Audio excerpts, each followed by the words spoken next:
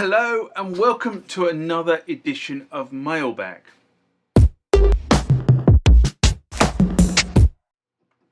What is Mailbag? Well, Mailbag is a feature of the channel where you guys leave lots of comments on the channel and I attempt to answer those comments, or if I can't answer those comments, I throw it out to you guys who have more knowledge on some of this stuff than I do. So let's get into the first mailbag of this session. Remember, like, comment, subscribe to the channel. Go over to Instagram and follow me there. Go over to Facebook, follow me there. That's where the normal notices are. And consider becoming a Patreon.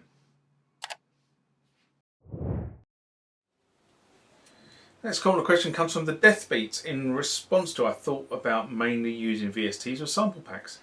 A video I did in April 2024.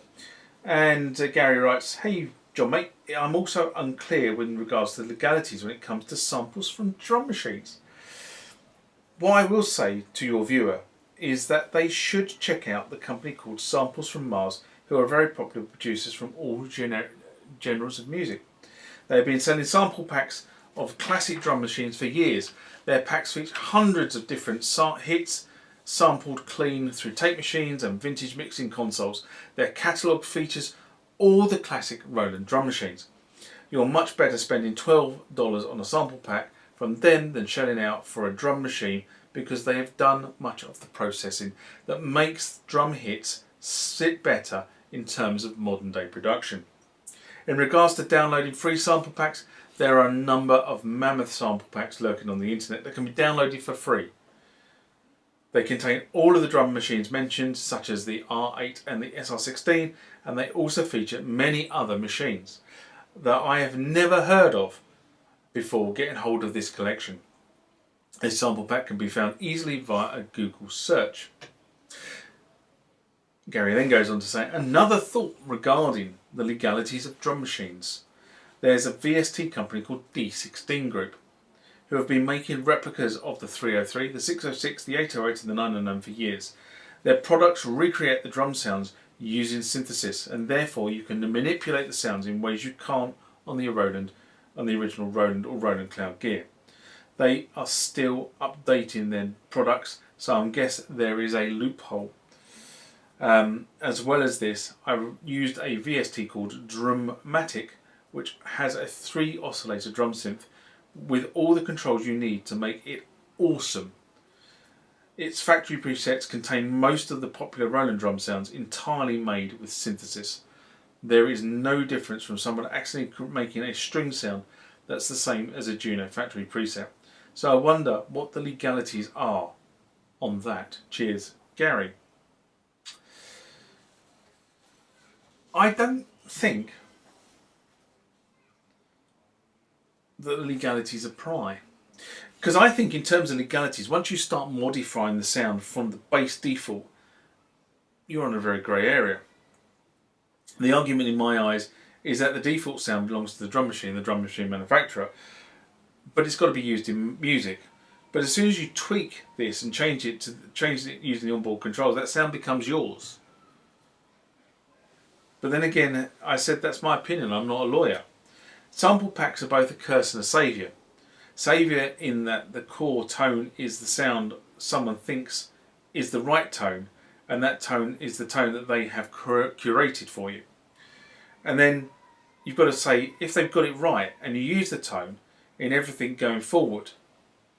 The curse is everyone produce music sounding the same. You have limited options to alter the tone of the music you are writing. Personally, I like sampling. I have enough samplers to get different sounds based on what I'm trying to achieve, in terms of the number of bits, the kilohertz, the length, the sampling techniques you can use, etc, etc. But I also like to be able to set up the bass tone before I take the sample. What I have said many times, if it gets the job done, people will accept it, and what you're doing is great. I think the problem is more, and this is, I didn't write this in the response, but yeah, it's kind of coming to where we are now. The problem is more now that if you take a sample pack from somebody and you use a very distinctive tone or a hook in a piece of music. So for example, there's a sample of a loop and you take the loop and you use that in your track. And I actually had this the other day on a reel that I did a long time ago and posted to Instagram. And I put over it not piece of music that I'd written, but a piece of music that was royalty free, as in a piece of music that you could just use.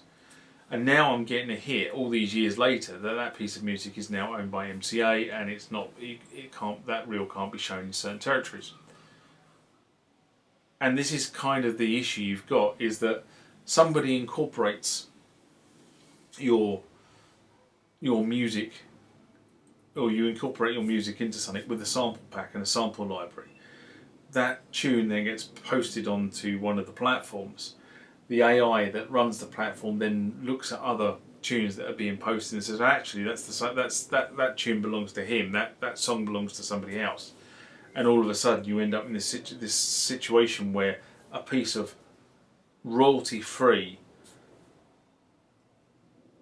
music, tones, loops, whatever it happens to be, all of a sudden becomes royalty to the first person to get it onto a platform, because the AI knows no different. And that's a big problem. That's going to be a really big problem going forward, especially as people start to use AI to generate music, because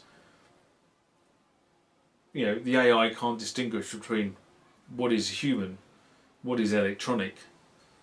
Well, maybe it can, but it also means that the creativity, these people who produce these sample packs that you pay $20 for, all of a sudden you've produced a piece of music, you've put an instrument in from the sample pack or the tone library or whatever it happens to be, and you get a royalty hit from somebody else who got there first.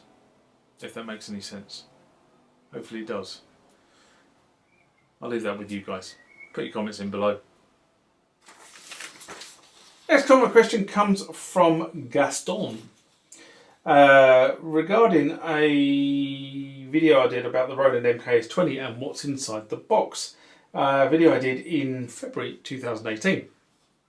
And Gaston writes, "Hello friend, help me. How do I load the original sounds of the MKS-20 after changing the internal battery?"